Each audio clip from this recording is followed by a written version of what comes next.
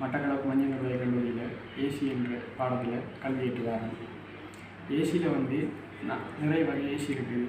அதில் package AC, central AC, window AC, split AC.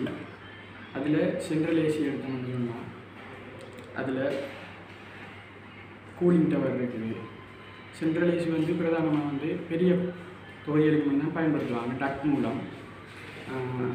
Cooling tower வந்து இதிலிருந்து central ஏசியாக சூடாக போகிற தண்ணீரை வந்து கூலிங் டவரை கொண்டு போய் கூலாக்கி மீண்டும் பழைய இதுக்கு அனுப்புது. அப்புறம் இது ஏசியில் வந்து பிரதானமாக 4 பாகங்கள் இருக்குது. Compressor, condenser, evaporator, expensive device. அதோட ப்ளோவர் ஃபேனும் இருக்குது. இதில் கம்ப்ரஸரில் வந்து காமன் ஸ்டார்டிங் ரன்னிங் என்ற 3 புள்ளி இருக்குது. அதை கண்டுபிடிச்சி ஆகக்கூடியது காமன், ஆக குறைஞ்சது ஸ்டார்டிங், மற்றது ரன்னிங். அதே மாதிரி ப்ளோவர் ஃபேன்லையும் காமன் அந்த ரன்னிங்கை கண்டுபிடிச்சிட்டு பிறகு காமனை கொண்டு லைனில் அடிச்சுட்டு ஸ்டார்டிங்கையும் ரன்னிங்கையும் கெப்பாசிட்டரில் வச்சுட்டு ரன்னிங்கில் லோட் பண்ணி திருப்பி நியூட்டனுக்கு அடித்து சுவிட்சை ஒன்று செஞ்சோம்னு சொன்னால் அந்த சுவிட்சு வேலை செய்யும்.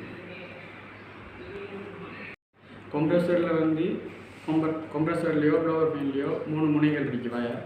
அதில் வந்து காமன், ஸ்டார்டிங், ரன்னிங் என்ற 3, அதாவது நம்ம வந்து கரண்ட் கொடுக்குறதுக்கு கண்டுபிடிக்கணும். அதில் வந்து தடைமானியை எடுத்து அதில் ஒரு கொப்பி ஒன்று எடுத்து அதில் முக்கோணம் மாதிரி கீறி அதில் 1 வயர், 2 வயர், 3வது வயர் கொடுத்துட்டு அதை அளக்கும்போது எந்த அந்த அளவீடு கூட இருக்குதோ அதற்கு எதிர்த்து செயல் உள்ளது காமன், ஆக குறைஞ்சதுக்கு எதிர்த்து செயல் உள்ளது ஸ்டார்டிங், மற்றது ரன்னிங். அதை நம்ம கண்டுபிடிச்சிட்டு காமனை கொண்டு லைனில் அடிச்சுட்டு ஸ்டார்டிங் ரன்னிங்கையும் கொண்டு கெப்பாசிட்டரில் அடித்து ரன்னிங்கில் இருந்து லூப் பண்ணி நியூட்டனில் கொடுத்து சுவிட்சை ஒன்று செஞ்சு பண்ணால் அந்த சுற்று வேலை செய்யும்.